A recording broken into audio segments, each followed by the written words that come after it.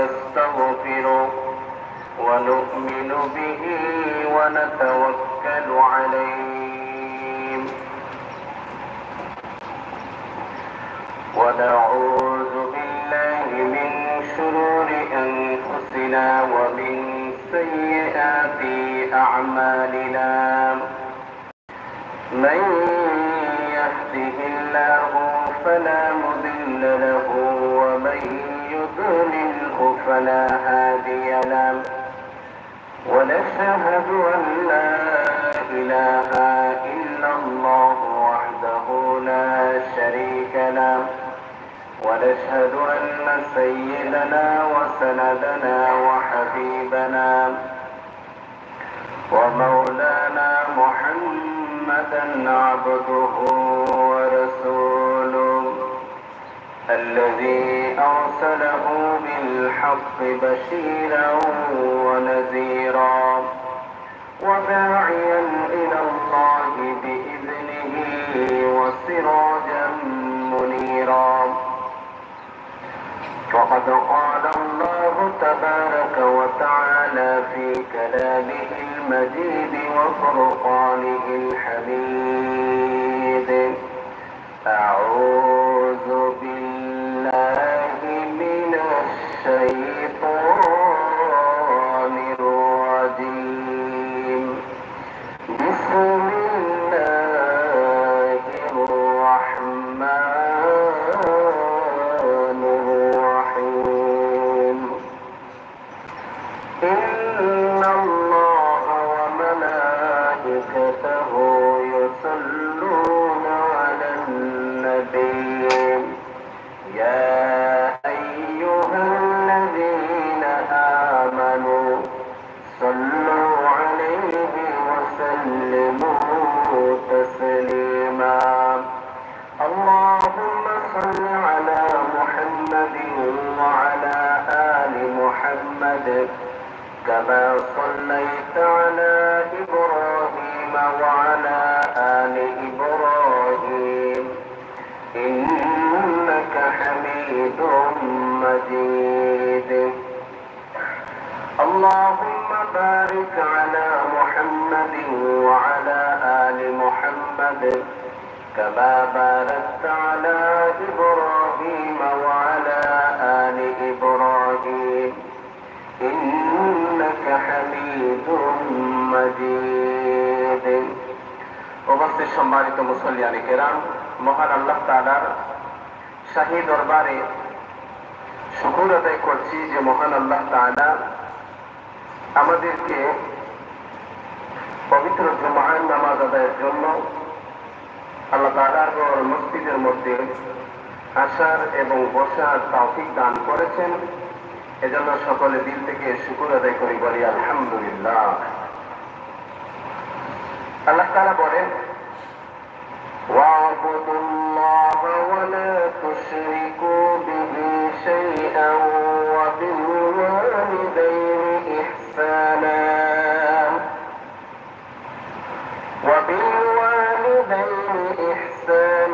وبذي القربى واليتامى والمساكين والجار ذي القربى والجار الجنب والصاحب بالجنب وابن السبيل وما ملكت أيمانكم إن الله لا يحب من كان مختالا فخورا। আল্লাহ তাআলা বলেন, তোমরা আল্লাহর ইবাদত করো এবং তার সাথে অন্য কাউকে শরীক করো না, আর তোমরা পিতামাতার সাথে ভালো ব্যবহার করো। তো আল্লাহ সুবহানাহু ওয়া তাআলা এখানে প্রথমে মানব জাতিকে যে আদেশ করতেছেন সেটা হচ্ছে আল্লাহ তাআলার ইবাদত করেন। ইবাদতের মানব জাতিকে উদ্দেশ্য করে বলতেছেন, তোমরা আমার ইবাদত করো। আর ইবাদতটা কিভাবে হতে হবে, যে সেটা শিরক মুক্ত হতে হবে, তাহলে আল্লাহ পাকের কাছে সেই আমলটা গ্রহণযোগ্য হবে। এবং সেই আমলটা শিরক মুক্ত এবং ইখলাসের সাথে হতে হবে, কারণ ইখলাসের দাম আল্লাহ তাআলার কাছে অনেক বেশি। কেননা কিয়ামতের দিন কে কতটা নেক আমল করলো সেটা গণনা করা হবে না, বরং ওজন করা হবে। আর আমলের ওজনটা যত বেশি ইখলাসের সাথে করা হবে, আমলের ওজনটা ততই বৃদ্ধি পাবে। মিজানের পাল্লায় ততই সেটি ওজনওয়ালা হবে। এই জন্য আমলটা হতে হবে ইখলাসের সাথে এবং শিরক মুক্ত, রিয়া মুক্ত। আর এরপরে আল্লাহ তাআলা যে আদেশ করতেছেন সেটি হচ্ছে ওয়াবিল ওয়ালিদাইনি ইহসানা, তোমরা তোমাদের পিতামাতার সাথে ভালো ব্যবহার করো। পিতামাতার সম্পর্কে গত সপ্তাহে মোটামুটি আলোচনা করেছি। সন্তানের জন্য পিতামাতা যে দোয়া করেন সেটা আল্লাহর দরবারে কবুল হয়, চাই সেটা নেক দোয়া হোক অথবা বদ দোয়া হোক। হযরত নবী করিম সাল্লাল্লাহু আলাইহি সাল্লামের একজন সাহাবী নাম হচ্ছে হযরত আলকামা। তিনি মৃত্যু শয্যায় শায়িত, বারবার কালিমার তালকিন দেওয়া হচ্ছে কিন্তু মুখ থেকে কালিমা বের হয় না। তখন নবী করিম সাল্লাল্লাহু আলাইহি ওয়াসাল্লামকে এই খবর যখন জানানো হলো, নবী আলাইহিস সালাম বললেন, আলকামার মা বাবা কি জীবিত আছেন? একজন বললেন ওনার মা জীবিত আছেন, মাকে ডাকা হলো। তখন নবী আলাইহিস সালাম জিজ্ঞেস করলেন, তোমার ছেলে আলকামা তোমার সঙ্গে কেমন আচরণ করে? আলকামার মা অনেকগুলো অভিযোগ নবী আলাইহিস সালামের দরবারে ছেলের বিরুদ্ধে পেশ করলেন। তারপর নবী আলাইহিস সালাম বুঝলেন মায়ের অভিশাপের কারণে আলকামার মুখ থেকে কালেমা বের হচ্ছে না। হযরত নবী আলাইহিস সালাম বললেন, তুমি তোমার ছেলেকে ক্ষমা করে দাও। মা বললেন, ওই ছেলে আমাকে এতই কষ্ট দিয়েছে, তাকে ক্ষমা করা আমার পক্ষে সম্ভব নয়। তখন নবী আলাইহিস সালাম বললেন, আপনার ছেলেকে যদি আপনি ক্ষমা না করেন তাহলে সে অনেক শাস্তি ভোগ করবে। তারপর মার দিলটা নরম হলো না, ছেলেকে তিনি ক্ষমা ঘোষণা করলেন না। তারপর সাহাবায়ে কেরাম রাদিয়াল্লাহু আনহুমকে বললেন, তোমরা অনেকগুলো জ্বালানি কাঠ সংগ্রহ করো, তারপর সেখানে আগুন ধরাও আর সেই আগুনে আলকামাকে ফেলে দাও। হযরত নবী আলাইহিস সালাম যখন এই ঘোষণা করলেন, তখন আলকামার মা বললেন, ইয়া রাসূলুল্লাহ, আমার চোখের সামনে আমার ছেলেকে আগুনে পুড়াবেন, সেটা আমি মা হয়ে সহ্য করতে পারবো না। আল্লাহ রাসূল বলেন, তুমি যদি তোমার ছেলেকে ক্ষমা না করো, এর থেকে ভয়ঙ্কর জাহান্নামের আগুনে তোমার ছেলে জ্বলতে হবে। তখন হযরত আলকামার মা বললেন, ইয়া রাসূলুল্লাহ, আপনি সাক্ষী থাকুন, আমি আমার ছেলেকে মাফ করে দিলাম। যখনই বললেন ছেলেকে মাফ করে দিলাম, ঠিক তখনই হযরত আলকামার মুখ থেকে বের হয়ে গেল, লা ইলাহা ইল্লাল্লাহু মুহাম্মাদুর রাসূলুল্লাহ। এই ঘটনা থেকে আমরা এটাই বুঝতে পারলাম, কেউ যদি মা বাবার সাথে অন্যায় আচরণ করে, খারাপ আচরণ করে, তাহলে মৃত্যুর সময় তার ঈমান নিয়ে যাওয়া কঠিন হয়ে যাবে। এটা হচ্ছে মায়ের বদদুয়া। মা যদি বদদুয়া দেন, কিভাবে আল্লাহর দরবারে কবুল হয়। আর যদি অপরদিকে সন্তানের জন্য মা বাবা ভালো দোয়া করেন, সেটা কেমন হয়? হযরত মূসা আলাইহিস সালাম একবার আল্লাহর দরবারে ফরিয়াদ করলেন, রব্বুল আলামিন, আমি মূসা নবীর জান্নাতে আমার সাথী কে হবে, আমার সঙ্গী কে হবে? আল্লাহ পাকের পক্ষ থেকে আওয়াজ আসলো, জবাব আসলো, হে মূসা, জান্নাতে তোমার সঙ্গী হবে অমুক বাজারের কসাই ব্যক্তি, অমুক বাজারের কসাই, ওই ব্যক্তি জান্নাতে তোমার সাথী হবে। মূসা আলাইহিস সালাম এটা শুনে খুবই আশ্চর্য হলেন, একজন কসাই যে নাকি জান্নাতে আমার সাথী হবে, ওর আমলটা কেমন, কি আমলের কারণে এই মর্যাদা লাভ করেছে, লোকটা কেমন, তাকে একটু দেখে আসে। হযরত মূসা আলাইহিস সালাম বিকেল বেলা সেই বাজারের দিকে রওনা হলেন। বাজারে গিয়ে খোঁজ করে সেই ব্যক্তিটির সন্ধান পেয়ে গেলেন। তারপর তাকে বললেন, আমি একজন মুসাফির, দূর থেকে এসেছি, তোমার বাড়িতে কি আশ্রয় পাবো? সেই ব্যক্তি বলল, কেন নয়, অবশ্যই, আপনি আমার সঙ্গে চলুন। লোকটা তার ব্যবসা বাণিজ্য খুব তাড়াতাড়ি গুটিয়ে বাজার সদাই শেষ করে বাড়ির দিকে রওনা হলো সঙ্গে মুসা আলাইহিস সালাম। বাড়িতে পৌঁছে নিজ হাতে রান্না করলো। রান্না করার পর একটা পাত্রের মধ্যে কিছু খাবার নিল, তারপর একটা রুমের মধ্যে প্রবেশ করলো। রুমের মধ্যে প্রবেশ করে জীর্ণ শীর্ণ একজন বৃদ্ধা মহিলাকে বাহির করে আনলো। সেই বৃদ্ধা মহিলার মুখের মধ্যে খাবার তুলে দিল। বৃদ্ধা মহিলা খুব অল্প পরিমাণে খাবার গ্রহণ করলেন এবং অল্পতেই তিনি পরিতৃপ্ত হয়ে গেলেন। খাবার শেষ করার পর তিনি মুখ নেড়ে কি যেন বললেন, মুসা আলাইহিস সালাম সেটা বুঝতে পারেন নাই। তারপর ব্যক্তিকে বললেন, এই বৃদ্ধা মহিলাকে। তখন সেই কসাই ব্যক্তিটি বলল, তিনি আমার মা। তারপর মুসা আলাইহিস সালাম বললেন, খাবার শেষ হওয়ার পর মুখ দিয়ে তিনি কি বললেন? তখন ওই ব্যক্তি বলল, তিনি খাবার শেষ হওয়ার পর খাবার খেয়ে যখন পরিতৃপ্ত হলেন, আল্লাহর কাছে দোয়া করলেন, রব্বুল আলামিন, বেহেশতে আমার ছেলেকে তুমি মুসা নবীর সঙ্গী বানিয়ে নিও। এই দোয়াটা তিনি প্রতিনিয়ত করেন, আল্লাহ আমার ছেলেকে তুমি বেহেশতে মুসা নবীর সঙ্গী বানিয়ে দিও। এবার মুসা আলাইহিস সালাম বললেন, আমি হচ্ছি মুসা নবী। তোমার মা যে দোয়া করেছেন, প্রতিনিয়ত করে যাচ্ছেন, সেই দোয়াটা আল্লাহর দরবারে কবুল হয়ে গেছে। আমি হচ্ছি মুসা নবী, আর তুমি বেহেশতে আমার সঙ্গী হবে। এই বলে মুসা আলাইহিস সালাম তাকে এই বুকের মধ্যে জড়িয়ে নিলেন। এই হচ্ছে মা বাবার নেক দোয়া থাকলে কিভাবে মানুষ অগ্রসর হয় দুনিয়াবী লাইনে, পর আখিরাতের লাইনে, আর বদদোয়া করলে তার প্রতিফলটা কিভাবে হয়, এই দুটি ঘটনা থেকে আমরা বুঝতে পারলাম। হযরত নবী করিম সাল্লাল্লাহু আলাইহি সাল্লাম বলেন, তিন ব্যক্তির দোয়া আল্লাহর দরবারে কবুল হয়ে যায়। এর মধ্যে থেকে প্রথম নম্বরে হচ্ছে মুসাফিরের দোয়া, দ্বিতীয় নম্বরে হচ্ছে মজলুম ব্যক্তির দোয়া, তৃতীয় নম্বর হচ্ছে ওয়াদাওয়াতুল ওয়ালিদি আলা ওয়ালাদিহি, মা বাবার দোয়া তার সন্তানের জন্য। এই তিন ব্যক্তির দোয়া আল্লাহর দরবারে সরাসরি কবুল হয়ে যায়। এই দোয়া তিন ব্যক্তি যখন দোয়া করে, তখন সরাসরি আল্লাহর আরশ পর্যন্ত সেই দোয়াটা পৌঁছতে মধ্যখানে কোনো পর্দা থাকে না, সরাসরি কবুল হয়ে যায়। এজন্য যাদের মা বাবা আছেন, মা বাবার সেবা করবেন, খেদমত করবেন, তাদের দোয়া নিবে। তারপর আল্লাহ রাব্বুল আলামিন বলেন, ওয়াবিযিল কুরবা ওয়াল ইয়াতামা ওয়াল মাসাকিন,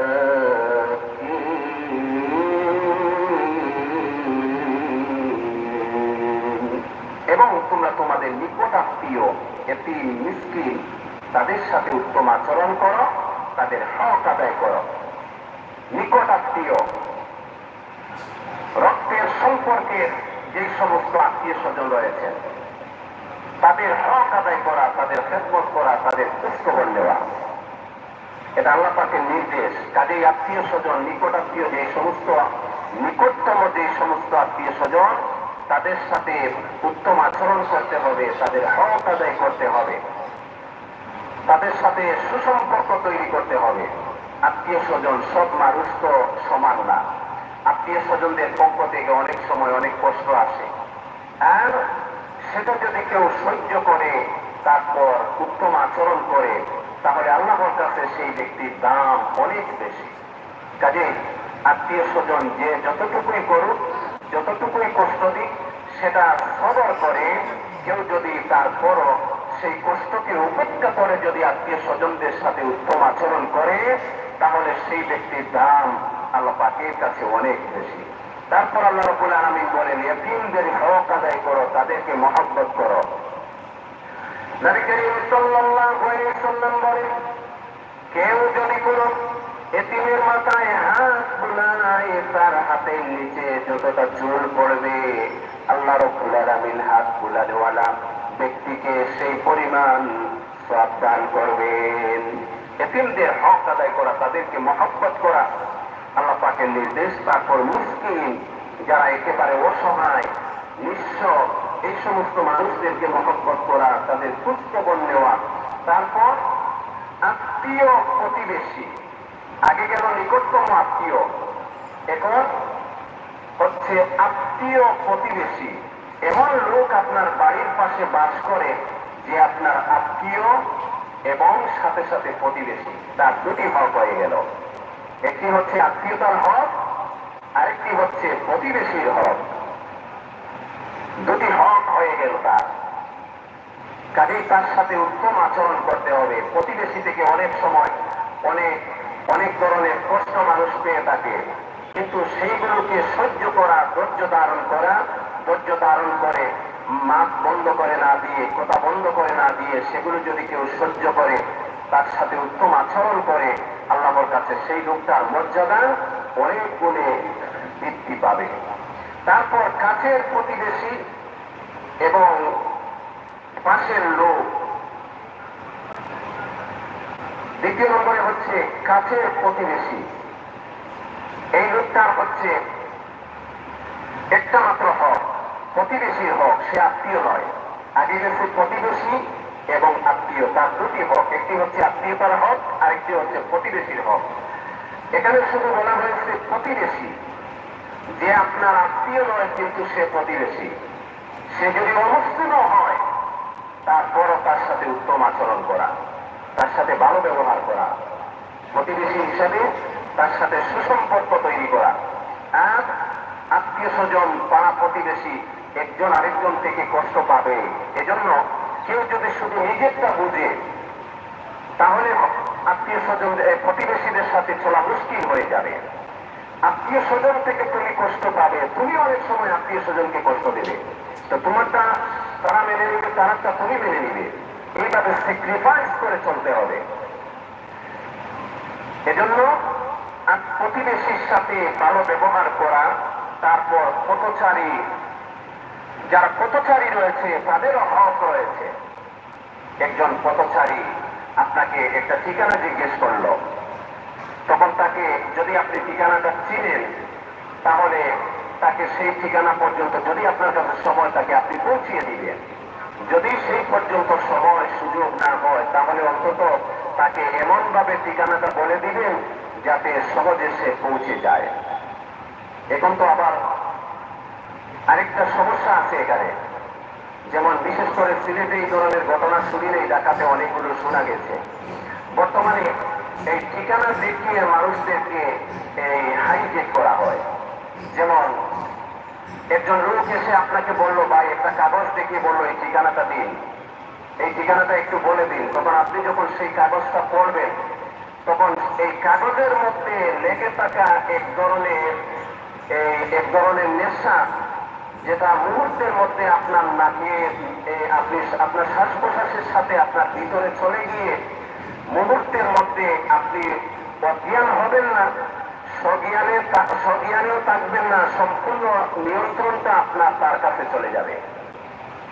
এটাকে নাম দিয়েছে শয়তানের নিঃশ্বাস। এটা ভয়ঙ্কর এক ধরনের নেশা জাতীয় দ্রব্য। এটা যদি কাউকে এই নেশা দেওয়া হয়, তাহলে সেই লোকটার নিয়ন্ত্রণ ওই ব্যক্তির হাতে চলে যায়। তখন সে যে সমস্ত কমান্ড দিবে, ওই লোকটা সেই সমস্ত কমান্ড মানতে বাধ্য হয়ে যাবে। তখন সে বলবে, তোমার কাছে যা আছে, টাকা পয়সা, মোবাইল টোবাইল যা আছে সব দিয়ে দাও, আপনি ইচ্ছা করে আপনি বাইর করে দিয়ে দিবেন। এজন্য ঠিকানা বলতে গিয়ে এই ধরনের দুর্ঘটনার যাতে সম্মুখীন না হয়, সেই ব্যাপারেও সতর্ক থাকতে হবে। আগে লোকটা বুঝতে হবে সেটা কেমন, তারপর সাবধানতা অবলম্বন করে তাকে সহযোগিতা করতে হবে। তারপর একজন পথচারী অন্ধ লোক, সে রাস্তা চলতে তার কষ্ট হচ্ছে, অথবা রাস্তা পারাপার হতে গিয়ে তার কষ্ট হচ্ছে, আপনি তাকে রাস্তা পারাপার করে দিন। ছোট বাচ্চা রাস্তা পারাপার করতে পারতেছে না, বৃদ্ধ লোক রাস্তা পারাপার হতে পারতেছে না, তাকে আপনি সহযোগিতা করুন। এটা অনেক বড় সওয়াবের কাজ। এজন্য পথচারীর হক। এখানে আরেকটি বিষয় উল্লেখযোগ্য, আপনি রাস্তা দিয়ে আপনি গাড়ি দিয়ে ভ্রমণ করতেছেন, বিশেষ করে বড় গাড়ি, যে সমস্ত বড় গাড়ি হয়, আপনি সিটে বসে আছেন, দেখলেন আপনার পাশে একজন বৃদ্ধ লোক, বয়স্ক লোক বা একজন বুজুর্গ সম্মানীয় ব্যক্তি, আপনি ইয়ং মানুষ দাঁড়িয়ে যান, ওনাকে সুযোগ করে দিন, এটাও অনেক বড় সওয়াবের কাজ। এজন্য পথচারীর যে সমস্ত হক আছে সেগুলো আদায় করতে হবে। তোমার অধিকারভুক্ত দাস-দাসী তাদের সাথেও ভালো ব্যবহার করো। তোমার অধিকারভুক্ত যে সমস্ত দাস-দাসীর কথা তো আর বর্তমানে নেই, যে সমস্ত তোমার অধীনস্থ লোক আছে, চাকর আছে, তুমি যদি অফিসের বস হও, তোমার অধীনস্থ যে সমস্ত নিচের তোমার জুনিয়র যত কর্মচারী আছেন, অফিসার আছেন, তাদের সাথে উত্তম আচরণ করো, তাদের হক আদায় করো, তাদের হকের প্রতি তুমি লক্ষ্য রাখো, তাদের সুবিধা অসুবিধার প্রতি তুমি লক্ষ্য রাখো, খোঁজ খবর নাও। বিশেষ করে যাদের বাসা বাড়িতে চাকর আছে, কাজের লোক আছে, তুমি যে সমস্ত খাবার খাও তাদেরকে সেই সমস্ত খাবার খাওয়াও। তুমি যে দামের কাপড় পরো তাদেরকেও সেই পরিমাণ দামের কাপড় পরিধান করতে দাও। এটা হচ্ছে তাদের হক। আর এই হকটা আল্লাহ পাকই নির্ধারণ করে দিয়েছেন। এখানে কোনো বৈষম্য করা যাবে না। যদি আপনি এখানে বৈষম্য করেন, আপনি ভালো খাবার খান, আপনার অধীনস্থ চাকরকে, বেতনভুক্ত কর্মচারীকে নিম্নমানের খাবার দেন এবং তার সাথে জুলুম করেন, তার হকের প্রতি খেয়ানত করেন, কাল কিয়ামতের দিন আল্লাহ পাকের আদালতে দাঁড়িয়ে আপনাকে তার জবাবদিহি করতে হবে। তারপর আল্লাহ বলেন, তোমার অধিকারভুক্ত চাকর চাকরানি দাস-দাসীর হকের প্রতি খেয়াল রাখো, তাদের সাথে ভালো ব্যবহার করো।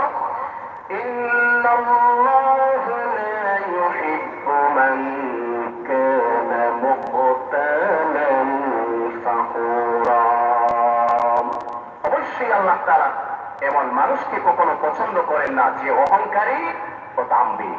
আল্লাহ তাআলা অহংকারীকে কখনোই পছন্দ করে না। মানুষ এই সমস্ত যেগুলোর কথা বললাম, এই সমস্ত বিষয়ের প্রতি খেয়ানত করে, বৈষম্য সৃষ্টি করে তখনই যখন তার মধ্যে অহংকার চলে আসে। এজন্য আল্লাহ তাআলা বলে তিনি অহংকারীকে কখনো পছন্দ করেন না। অহংকার মানুষের জন্য অহংকার করা শোভা পায় না। একজন বুজুর্গ ব্যক্তি তার দৃষ্টান্তটা দিয়েছেন এইভাবে যে মানুষ অহংকার করবে কিভাবে। গতকাল পর্যন্ত সে অপবিত্র এক বিন্দু পানি ছিল, নাপাক পানি ছিল, আর আজকে সে ময়লার ঝুড়ি বহনকারী একটি প্রাণী, আর আগামীকাল সে হয়ে যাবে পচা দুর্গন্ধময় একটা মুর্দা।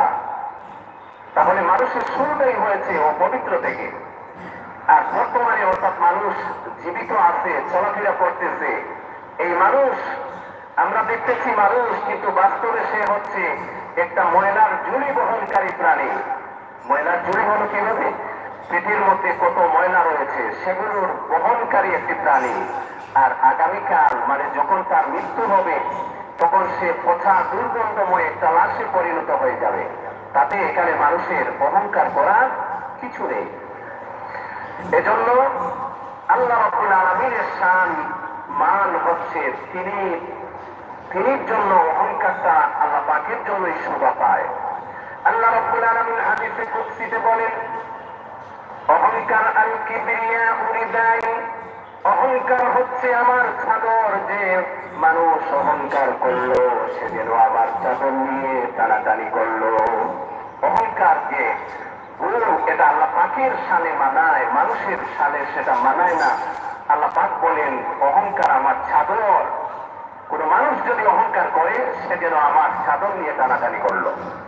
কাজে অহংকার মানুষের ধ্বংসের জন্য তিনটি কারণে মানুষ ধ্বংস হয়: ক্রোধ, লোভ এবং হিংসা। মানুষ যখন অতিরিক্ত গুসা করে, গুসার কারণে মানুষের জ্ঞান লোপ পেয়ে যায়, তখন মানুষ এমন কিছু কাজ কর্মকাণ্ড করে বসে যে কর্মকাণ্ডের কারণে তার ধ্বংস অনিবার্য হয়ে যায়। আরেকটি হচ্ছে লোভ। অতিমাত্রায় যদি লোভ থাকে সেই লোভের কারণে মানুষ ধ্বংস হয়। আর আরেকটি হচ্ছে হিংসা, প্রতিহিংসা, অহংকার, এই কারণেও মানুষ ধ্বংস হয়। কাজে মানুষের ধ্বংসের মূলে হচ্ছে তিনটি জিনিস: ক্রোধ, লোভ এবং হিংসা। আর এই তিনটি জিনিসই মানুষের জন্য শোভা পায় না। মানুষ এই তিনটি জিনিস থেকে যতই বেঁচে থাকতে পারবে ততই সে দুনিয়ার লাইনে মানুষের কাছে এবং আল্লাহ তাআলার কাছে ততই প্রিয় পাত্র হয়ে উঠবে। তারপর আল্লাহ রাব্বুল আলামিন বলেন, الذين يبخلون ويأمرون الناس بالبخل ويكتمون ما آتاهم الله من فضله وأعتدنا للكافرين عذابا مهينا। আল্লাহ রাব্বুল আলামিন বলেন, আমি আল্লাহ তাদেরকে পছন্দ করি না, মহব্বত করি না যারা নিজেরা যেমন কার্পণ্য করে তেমনি অন্যদেরকেও কার্পণ্য করার আদেশ করে। তাছাড়া আল্লাহ তাআলা তাদেরকে যা কিছু ধন সম্পদ অনুগ্রহ করে দান করেছেন তা তারা লুকিয়ে রাখে। আমি কাফিরদের জন্য যন্ত্রণাদায়ক শাস্তির ব্যবস্থা করে রেখেছি। এখানে আল্লাহ তাআলা বলেন, আমি আল্লাহ তাদেরকে পছন্দ করি না যারা নিজেরা কৃপণতা করে এবং অপরকে কৃপণতার উপদেশ প্রদান করে। সে নিজে একজন কৃপণ, আরেকজনকেও কৃপণতার আদেশ করে। আর আল্লাহ তাআলা তাদের যা কিছু ধন সম্পদ অনুগ্রহ করে দান করেছেন সেগুলো তারা লুকিয়ে রাখে। এই তিন প্রকারের মানুষদেরকে আল্লাহ পছন্দ করেন না। আল্লাহ কৃপণতাকে পছন্দ করেন না এবং যারা কৃপণতা করে, বখিল, কৃপণ, আল্লাহর রাস্তায় দান করে না, এতিম, মিসকিন, অসহায় মানুষদেরকে যারা সাহায্য করে না, আল্লাহর সন্তুষ্টির পথে যারা ব্যয় করে না, তাদেরকে আল্লাহ তাআলা মহব্বত করেন না। আর দ্বিতীয় নম্বরে হচ্ছে যে নিজে বখিল, নিজে কৃপণ, অপরকেও কৃপণতার আদেশ করে, উপদেশ প্রদান করে, তুমিও দান করো না, দান করলে গরিব হয়ে যাবে, সম্পদ শেষ হয়ে যাবে। অপরকেও কৃপণতার উপদেশ দেয়, পরামর্শ দেয় এবং আল্লাহ তাআলা দয়া করে যে সমস্ত ধন সম্পদ দান করেছেন সেগুলো তারা লুকিয়ে রাখে।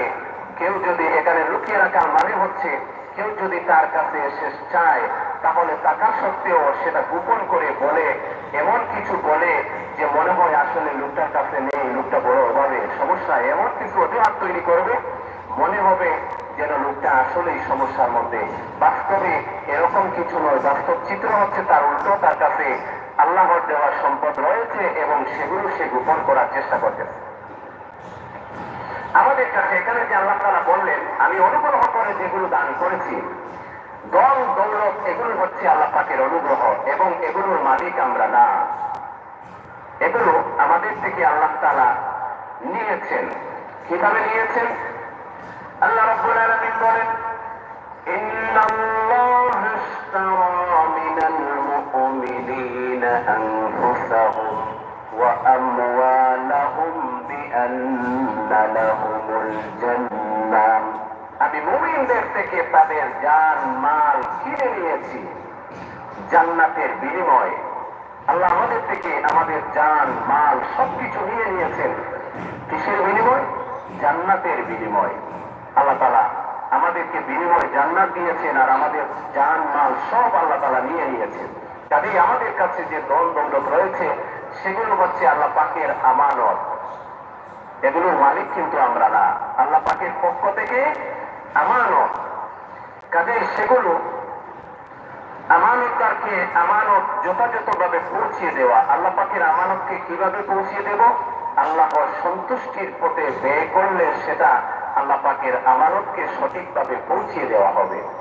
এজন্য ওয়া'আতাদনা লিল কাফিরিনা আযাবান মুহিনা, আল্লাহ তাআলা কাফিরদের জন্য অনেক কঠিন আযাবান মুহিনা, যন্ত্রণাদায়ক, অপমানজনক শাস্তির ব্যবস্থা তৈরি করে রেখেছেন। তারপর আল্লাহ রাব্বুল আলামিন বলেন, ওয়াল্লাযীনা ইউনফিকুনা আমওয়ালাহুম রিয়াআন নাসি ওয়া লা ইউমিনুনা বিল্লাহি ওয়াল ইয়াউমিল আখির ওয়া মান ইয়াকুনিশ শাইতানু লাহু قرينا فساء قرينا। আল্লাহ তাআলা তাদেরকেও পছন্দ করেন না যারা লোক দেখানোর উদ্দেশ্যে নিজের সম্পদ ব্যয় করে, তাছাড়া আল্লাহ তাআলা এবং শেষ বিচারের দিনকেও বিশ্বাস করে না। আর শয়তান যদি কোনো ব্যক্তির সাথী হয়, তাহলে বুঝতে হবে সে বড়ই খারাপ সাথী পেল। আল্লাহ তাআলা বলেন, আমি তাদেরকেও পছন্দ করি না যারা ধন সম্পদ ব্যয় করে ঠিকই, কৃপণতা করে না, ধন সম্পদ ব্যয় করে, কিন্তু সেটা করে রিয়ার সাথে, লোক দেখানোর জন্য, আল্লাহ পাকের সন্তুষ্টির জন্য করে না, লোক দেখানোর জন্য করে। এরকম কাজ যারা করবে আল্লাহ তাআলা বলেন আমি তাদেরকে পছন্দ করি না। আর যারা শেষ বিচারের দিনকে ওয়ালা ইউমিনু বিল্লাহি ওয়াল ইয়াউমিল আখির, পরকাল দিবসকে যারা বিশ্বাস করে না, আল্লাহ তাআলা তাদেরকেও পছন্দ করেন না। আর আল্লাহ তাআলা যদি বলেন, যদি কারো সাথী বা সঙ্গী শয়তান হয়ে যায়, তাহলে সে বড় খারাপ সাথী পেল, সঙ্গী পেল। কারণ শয়তান হচ্ছে আমাদের শত্রু। কেউ শত্রুকে যদি বন্ধু বানিয়ে নেয়, তাহলে নির্ঘাত সেই মানুষটা বড় বিপদগ্রস্ত হয়েছে। আল্লাহ তাআলা বলেন, ইন্নাশ শাইতানা লাকুম আদুউন ফাত্তাখিযুহু আদুওয়া, শয়তান তোমাদের দুশমন, কাজেই তাকে দুশমন হিসেবে মনে করো। আল্লাহ রাব্বুল আলামিন বলেন, ইন্নাল মুবাযযিরিনা কানু ইখওয়ানাশ শায়াতিন, মানুষ বিভিন্ন কর্মকাণ্ডের মাধ্যমে শয়তানের বন্ধু হয়। যেমন এখানে আল্লাহ তাআলা বলেন, ইন্নাল মুবাযযিরিনা কানু ইখওয়ানাশ শায়াতিন, অপচয়কারী হচ্ছে শয়তানের ভাই। যে অপচয় করে সে শয়তানের ভাই হয়ে যায়। কাজে মানুষ বিভিন্ন কর্মকাণ্ডে শয়তান তাদের বন্ধু হয়ে যায়, শয়তান তাদের ওলি হয়ে যায়। এজন্য শয়তান থেকে শয়তানকে দুশমন হিসেবে মনে করতে হবে। শয়তান কখনো বন্ধু হতে পারে না। যদি কেউ কাজ খায়, নিজের কর্মকাণ্ডের কারণে শয়তান তাদের বন্ধু হয়, তাহলে সাথী হয়, তাহলে আল্লাহ তাআলা বলেন পারি না, সে বড় খারাপ সাথী পেল। ওই লোকটার বড় দুর্দশা হবে, সে বিপদগ্রস্ত হবে। তারপর আল্লাহ রাব্বুল আলামিন বলেন, ওয়ামাযা আলাইহিম লাউ আমানু বিল্লাহি ওয়াল ইয়াউমিল আখির ওয়া আনফাকু মিম্মা রাযাকাহুমুল্লাহ ওয়া কানা আল্লাহু বিহিম আলীমা। কি দুর্যোগ তাদের উপর দিয়ে বয়ে যেত যদি তারা শয়তানকে সাথী বানানোর বদলে আল্লাহ তাআলা ও পরকাল দিবসের উপর ঈমান আনত। আল্লাহ তাআলা তাদের যা কিছু দান করেছেন তা থেকে তারা পরশ করত। আল্লাহ তাআলা অবশ্যই তাদের সম্পর্কে জানেন। আল্লাহ তাআলা বলেন যে যারা শয়তানকে তাদের সাথী, তাদের বন্ধু বানিয়ে নিল, ওদের জন্য কি হতো, কি অসুবিধাটা হতো যদি তারা এর বদলে আল্লাহ তাআলা এবং পরকাল দিবসের প্রতি ঈমান আনত। শয়তানকে সাথী না বানিয়ে আল্লাহর প্রতি ঈমান আনত, আল্লাহকে নিজের অভিভাবক কবি হিসেবে সাব্যস্ত করত। আর আল্লাহ তাআলা যা কিছু দান করেছেন সেগুলোর মধ্যে কৃপণতা না করে আল্লাহর প্রতি যদি তারা ব্যয় করত, আসলে ওই সমস্ত লোকদের সম্পর্কে ওয়াকানা আল্লাহু বিহিম আলীমা, ওই সমস্ত ব্যক্তিদের সম্পর্কে আল্লাহ তাআলা খুব ভালো করেই জানেন। ইন্নাল্লাহ লা ইয়াযলিমু মিসকালা যাররাতিন ওয়া ইন তাকু হাসানাতান ইউদাইফহা ওয়া ইউ'তি আজরান আযীমা। আল্লাহ রাব্বুল আলামিন বলেন, আমি আল্লাহ কারো উপর বিন্দু মাত্র জুলুম করি না, এবং তিনি এত দয়ালু যে নেকির কাজ যদি একটি হয় তবে তিনি তার পরিমাণ দ্বিগুণ করে দেন, এবং এর সাথে তিনি নিজেকেও আরো পুরস্কার প্রদান করেন। সুবহানাল্লাহ। আল্লাহ তাআলা বলেন, ইন্নাল্লাহা লা ইয়াযলিমু মিসকালা যাররা, আল্লাহ তাআলা মানুষের প্রতি, বান্দাদের প্রতি এতই দয়ালু, তিনি কারো প্রতি কোনো বিন্দু মাত্র জুলুম করেন না। কেউ যদি কোনো একটি পুণ্যের কাজ করে, তাহলে আল্লাহ রাব্বুল আলামিন সেই পুণ্যের কাজের সওয়াব, কাজের মর্যাদা, কাজের পুরস্কারকে তিনি আল্লাহ দ্বিগুণ করে দেন। ওয়া ইউ'তি মিন লাদুনহু আজরান আযীমা, এই দ্বিগুণ করে দিয়েও শেষ নয়, বরং তিনি নিজের পক্ষ থেকে আরো বাড়িয়ে দিয়ে থাকেন। আল্লাহ তাআলা কারো প্রতি বিন্দু মাত্র কোনো জুলুম করেন না। মানুষ, যে সমস্ত মানুষ জাহান্নামী হবে, শাস্তির সম্মুখীন হবে, আর আসলে মানুষ তার নিজের কর্মকাণ্ডের কারণে সেই উপযুক্ত হবে। আল্লাহ তাআলা কিন্তু মুমিনদের প্রতি, বান্দাদের প্রতি খুবই দয়ালু। হযরত নবী করিম সাল্লাল্লাহু আলাইহি ওয়াসাল্লামের খেদমতে একজন বৃদ্ধা মহিলা এসে কোলের মধ্যে করে একটা শিশুকে নিয়ে আসলো। এসে প্রশ্ন করলো, ইয়া রাসূলুল্লাহ, আমি আমার কুলের সন্তানকে যেমন মহব্বত করি, আল্লাহ রাব্বুল আলামিন কি তার বান্দাদেরকে এইরকম মহব্বত করেন? নবী আলাইহিস সালাম বললেন, কেন নয়, অবশ্যই। তুমি তোমার কুলের সন্তানকে যে এরকম মহব্বত করো, আল্লাহ সুবহানাহু ওয়া তাআলা তার বান্দা বান্দীদেরকে এর থেকে হাজার হাজার গুণ বেশি করে তিনি মহব্বত করেন। এবার মহিলা প্রশ্ন করল, ইয়া রাসূলুল্লাহ, আমি আমার জান থাকা অবস্থায় আমার কুলের সন্তানকে আগুনের মধ্যে ফেলে দিব না। আল্লাহ রাব্বুল আলামিন যদি তার বান্দা বান্দীদেরকে তো মহব্বত করেন, তাহলে তিনি তাদেরকে জাহান্নামের আগুনে কেন জ্বালাবেন? মহিলার এই প্রশ্ন শুনে নবী আলাইহিস সালাম সিজদা চলে গেলেন। দীর্ঘক্ষণ পর্যন্ত সিজদা করার পর তিনি সিজদা থেকে মাথা উঠালেন।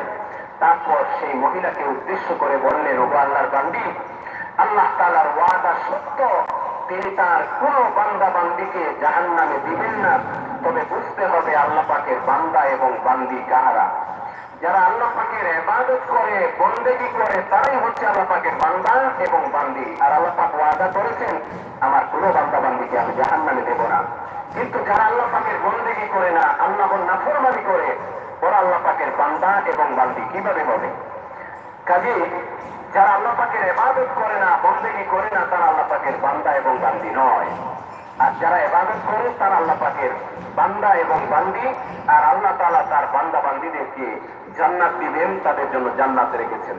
আল্লাহ সুবহানাহু ওয়া তাআলা বলেন, আমি কারো প্রতি কোনো জুলুম করি না। কেউ যদি একটা নেক আমল করে, অন্য জায়গায় আল্লাহ বলেন, মান জাআ বিল হাসানাতি ফালাহু আশরু আমসালিহা ওয়া মান জাআ বিস সাইয়্যাতি ফালা ইউজা ইল্লা মিসলাহা ওয়া হুম লা ইউযলামুন। কেউ যদি কোনো ভালো কাজ করে, এর সওয়াব আল্লাহ তাআলা 10 গুণ বৃদ্ধি করে দেন। ওমান জাআ বিস-সাইয়্যিআ, আর কেউ যদি কোনো মন্দ কাজ করে, তাহলে মন্দ কাজের পরিবর্তে, একটি অপরাধের পরিবর্তে, একটি গুনাহের কাজের পরিবর্তে একটি গুনাহ লেখা হবে। ওহুম লা ইউযলামুন। আল্লাহ বলেন, আমি বান্দার প্রতি কোনো জুলুম করি না। আল্লাহ তাআলা বান্দাদের প্রতি, বান্দীদের প্রতি কোনো জুলুম করেন না। জুলুম তো আমরা করি। আমরা জুলুম করি, আল্লাহর হক আদায় করি না, আল্লাহর বন্দেগী করি না, আল্লাহর ইবাদত করি না। আল্লাহ তাআলা যে এত দয়াল, আল্লাহ তাআলা বান্দাদের প্রতি এত দয়ালু, সেটা আমরা ভুলে গিয়ে আল্লাহ পাকের নাফরমানির মধ্যে জড়িয়ে পড়ি। আল্লাহ সুবহানাহু ওয়া তাআলা আমাদের সবাইকে আল্লাহ তাআলার খালিস ভাবে বন্দেগী করার তৌফিক দান করুন। আমিন। ওয়া আখিরু দাওয়ানা আলহামদুলিল্লাহি রাব্বিল আলামিন। আল্লাহুম্মা আমিন। ربنا ظلمنا أنفسنا وإن لم تغفر لنا وترحمنا لنكونن من الخاسرين. ربنا لا تزغ قلوبنا بعد إذ هديتنا وهب لنا من لدنك رحمة إنك أنت الوهاب. أي الله تعالى, আমরা আমাদের সমস্ত জিন্দেগির গুনার বোঝা মাথায় নিয়ে তুমি মাওলার দরবারে ভিখারি সাইয়ের কাছে দুইখানা হাত তুলেছি। মেহেরবানি করে আমাদের সমস্ত জিন্দেগির গুনাহ খাতাগুলো মাফ ফরমাও। আয় আল্লাহ, জীবন যত ধরনের গুনাহ করেছি, সগীরা কবিরা জাগিরা বাতিরা শিরক বিদআত, तमाम জিন্দেগির গুনাহের উপর লজ্জিত হয়ে তওবা করলাম। আল্লাহ মেহেরবানি করে আমাদের সমস্ত জিন্দেগির গুনাহ খাতাগুলো মাফ ফরমাও। আল্লাহ আমাদের তওবারে কবুল আর মঞ্জুর ফরমাও। আয় আল্লাহ, আমাদেরকে তোমার মকবুল গোলামি নসিব ফরমাও। যেভাবে তোমার ইবাদত করলে তুমি মাওলা রাজি আর খুশ হও, আল্লাহ এইভাবে আমাদেরকে তোমার মকবুল গোলামির তৌফিক দান ফরমাও। আল্লাহ আমাদের तमाम মুরতাদানদের মাফ ফরমাও। আল্লাহ বিশেষভাবে আমাদের কবরবাসী মা বাবাকে মাফ ফরমাও। আয় আল্লাহ আমাদের মা বাবা আত্মীয় স্বজন যারা কবরের বাসিন্দা সবাইকে মাফ ফরমাও।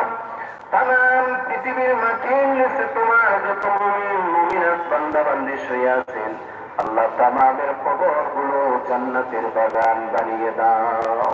আয় আল্লাহ এই মুহূর্তে আমাদের পক্ষ থেকে অসংখ্য অগণিত দুরূদ এবং সালাম তোমার হাবিবের খেদমতে হাদিয়া পৌঁছাও। আয় আল্লাহ আমাদেরকে বারবার মক্কা মদিনা জিয়ারত নসিব করো। আল্লাহ আমাদের তামাম দিন হাজাতগুলো পূর্ণ ফরমাও, তামাম জরুরিয়াতগুলো তোমার গায়বী খাজানা থেকে পূর্ণ ফরমাও, তামাম মুশকিলাতগুলো আসান ফরমাও। আল্লাহ আমাদের মধ্যে অনেকে অসুস্থ, আল্লাহ তুমি সুস্থতা নসিব ফরমাও। আয় আল্লাহ বিমার নিয়ামতকে শিফা নিয়ামত দ্বারা পরিবর্তন করে দাও। আল্লাহ আমাদের হায়াত ও আমল ও রিজিকের মধ্যে বরকত দান ফরমাও। আল্লাহ আমাদের পরিবারের মধ্যে অনেকেই অসুস্থ, আল্লাহ তুমি সুস্থতা দান ফরমাও। আয় আল্লাহ আমাদের পরিবারবাসীকে হেদায়েত নসিব ফরমাও। আয় আল্লাহ দিনদার পরহেজগার মুত্তাকি নামাজি বানিয়ে দাও রব্বুল আলামিন। আয় আল্লাহ ওয়া মাবুদ তামাম দুনিয়ার মুমিন মুমিনাতদেরকে মাফ ফরমাও, তামাম দুনিয়ার মধ্যে শান্তি দান ফরমাও। আয় আল্লাহ বিশ্বের মজলুম মুসলমানদেরকে সাহায্য ফরমাও। আল্লাহ আমাদের দেশের মধ্যে শান্তি দান ফরমাও, সব ধরনের অশান্তির দূর ফরমাও রব্বুল আলামিন। আয় আল্লাহ আমরা অভাবীদের অভাব দূর ফরমাও, মুসিবত যাদের মুসিবত দূর ফরমাও, পেরেশান ওয়ালাদের পেরেশানি দূর ফরমাও। আল্লাহ হাজতমন্দ ওয়ালাদের হাজাতগুলো পূর্ণ ফরমাও। আয় আল্লাহ মেহেরবানি করে আমাদের দোয়ারে কবুলের মঞ্জুর ফরমাও। আয় আল্লাহ আমাদের প্রতি তোমার রহমত নাযিল ফরমাও, তোমার আযাব আর গজব থেকে হেফাজত ফরমাও। আল্লাহ আমাদেরকে সুস্থতা, নিরাপত্তা, ইজ্জতের জিন্দেগি নসিব ফরমাও, জিল্লতি আর অশান্তি থেকে হেফাজত ফরমাও। আল্লাহ আমাদেরকে হেদায়েত নসিব ফরমাও, মওত পর্যন্ত হেদায়েতের উপর দায়ীম আর কায়েম ফরমাও। আর যখন আমাদের হায়াত শেষ হয়ে যাবে তোমার হাবিবের চেহারা আনোয়ার সামনে রেখে আমাদের মুখ থেকে জারি করে দিও লা ইলাহা ইল্লাল্লাহু মুহাম্মাদুর রাসূলুল্লাহ ওয়া সালামুন আলাল মুরসালিন ওয়ালহামদুলিল্লাহি রাব্বিল আলামিন ওয়া রাহমনা বিরহমাতিকা ইয়া আরহামার রাহিমিন।